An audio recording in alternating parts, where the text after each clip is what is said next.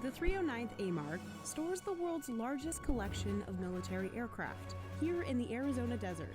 I like to call this the ugliest plane out here, the YC-14. It was an aircraft that never went into production. 800 mechanics work nonstop, reclaiming critical parts and regenerating aircraft so they can go back into service. I can't just pull over an airplane like you can a car, and we have to make sure that these aircraft are safe to fly. Our goal is not to be like a cemetery for the aircraft. That's Colonel Barnard. She's served 25 years as a U.S. Air Force aircraft maintenance officer. As a commander here, I am in charge of the whole operation. The assets stored here are worth somewhere between $34 and $35 billion if you were to try to replace them all. It's a big number. She took us inside this massive facility to see how these military planes get a second chance at life. AMARG got its start back in 1946. After World War II, the Army needed a place to store old planes. They chose Davis-Monthan Air Force Base, here in Tucson. With nearly 2,000 football fields worth of open desert, there was plenty of space. We're known worldwide as the boneyard. Our guys take pride in being boneyard wranglers.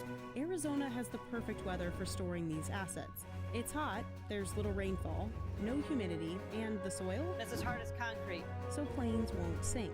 The dryness as well as the lack of acidity in the soil prevent corrosion on the assets. Aircraft come here from the Department of Defense, military, other government agencies, and foreign allies. We have about 3,100 airplanes. The planes are mostly military. They come from the Air Force, the Navy, the Army, and the Marines. We have over 80 different types of airplanes here. Planes and helicopters arrive and are lined up in sections. So we're driving down Display Row here, or Celebrity Row as some people call it. We do have a sense of humor here. That's our stealth aircraft, which is actually just Wonder Woman's jet. The LC-130s have skis along with their landing gear so they can land down in Antarctica and support the National Science Foundation all across that continent. We're coming up on a NASA aircraft. It's affectionately called the Vomit Comet. Some aircraft will be here for weeks before they're called back into service. Other aircraft can be here for 50 years, similar to this A-4 Skyhawk. Each plane goes through a preservation process before it's put in the desert. Those that may fly again are re-preserved every 4 years. They're defueled, then oil is pumped through the engine to preserve it.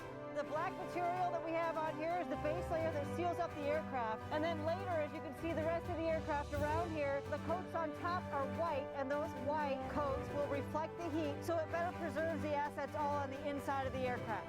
Like the inside of the C-5A Galaxy. Inside of the C-5 is the largest cargo aircraft in the Air Force inventory. I have deployed on these. One of 6 deployments Colonel Barnard's had to Afghanistan, New Zealand, and Antarctica. And we can fit 3 HH-60 helicopters and a lot of our equipment that we need, as well as all our maintainers.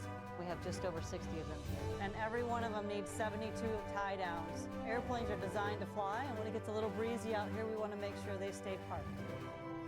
But not every plane just sits around collecting dust. U.S. military